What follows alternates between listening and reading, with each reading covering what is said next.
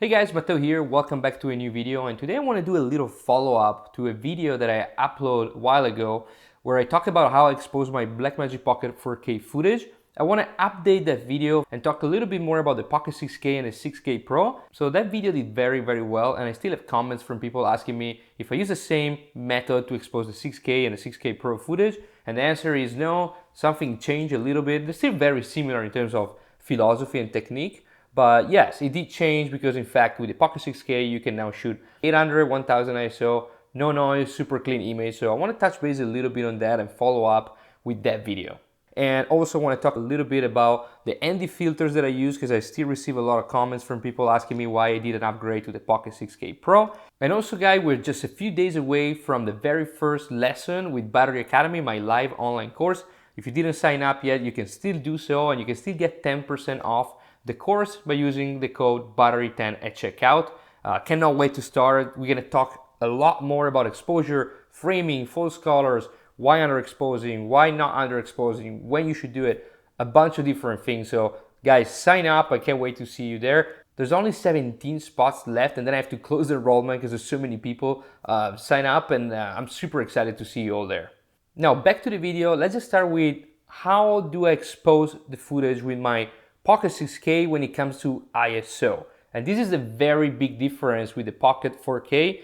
As you remember, with the Pocket 4K at 800, 1000 ISO, even outdoor, even in a bright daylight situation, there was a lot of noise in the shadows and the image was not that clean, so I didn't feel very comfortable shooting at those ISO. I always stayed about 400, 640, even at 640 sometimes you still had noise. Now with the Pocket 6K and the 6K Pro, at ISO 800 and 1000, the camera is super clean. Now, will you see some noise in some underexposed areas on the log file? Yes, but once you apply a lot on it, you bring it to Rec 709, the image is gonna be super clean. I also felt very comfortable shooting at 800, 1000, even in low light situation, kind of like sunset, and even at night sometimes, because of course, when you're shooting at 800, 1000, the roll-off is really smooth. So if I'm shooting a scene where I have lights or lamps and it's night, of course shooting at 1000, I'm gonna have a little bit of noise, but also I'm gonna be able to retrieve all the details in the lights. And when you do 1250, that light is completely gone. For everything I shot, literally, I always set the camera at ISO 800 and 1000, depending on the situation. But I feel very comfortable now, and I have to say the footage is insane.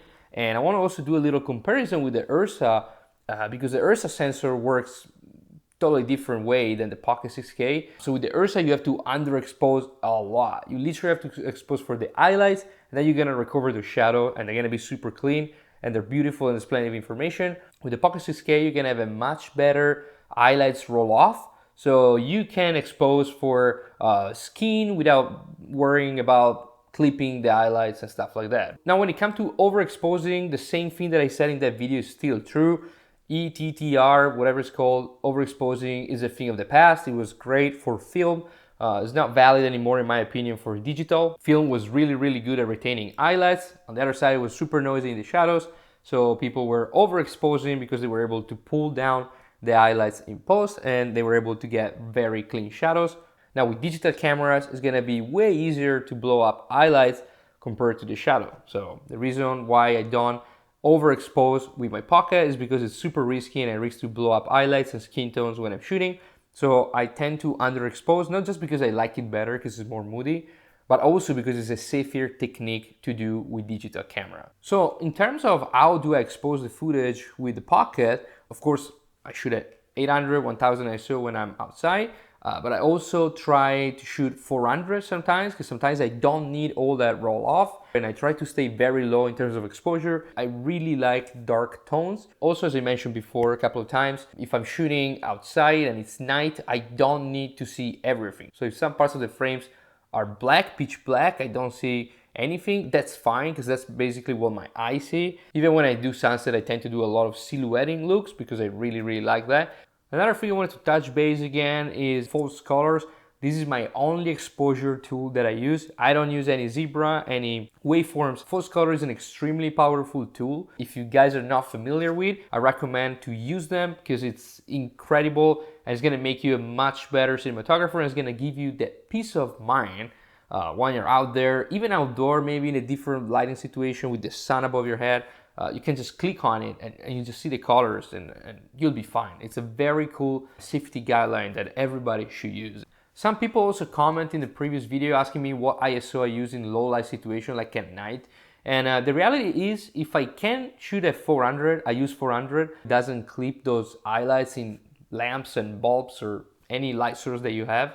But if it's really, really dark and I need to push on the second ISO, I'll just do it, and I tend to stick to 1250, 1600. If I have to push it, I go to 2500. The 3200 that they sell for native ISO, it's pretty noisy in my opinion. And the last thing I want to talk about in this video are ND filters. For the Pocket 6K in particular, I use my Senese IR&D screw-on ND filters. These are not variable. There are 3 stops, 6 stops, and 10 stops. They're 77 millimeters, so I can screw on my Leica R. The Pocket 6K is your main camera. What I used to do, I used to have a matte box mounted on the rods, and then I was using my 4x5.65 ND filters. But most of the time, especially for travel films or run and gun or a second camera on the Pocket 6K, now I use this guy right here. If you guys need to pick up some filters, these are great. Now, why did I return my Blackmagic Pocket 6K Pro last year? Reason is super simple. I was not happy with the ND filters. Some people say they don't have magenta shift, they don't have any shift at all. But in my case, those ND were bad. The image was like blue, and it wasn't the display that was blue. It was the actual footage on my computer. And also, I had some weird chroma noise that, you know, some people say, yeah, you can get rid of it in post, but it's an extra step that I have to do in order to get usable footage. Again, it's a $2,500 camera, so that was probably a good compromise for Blackmagic.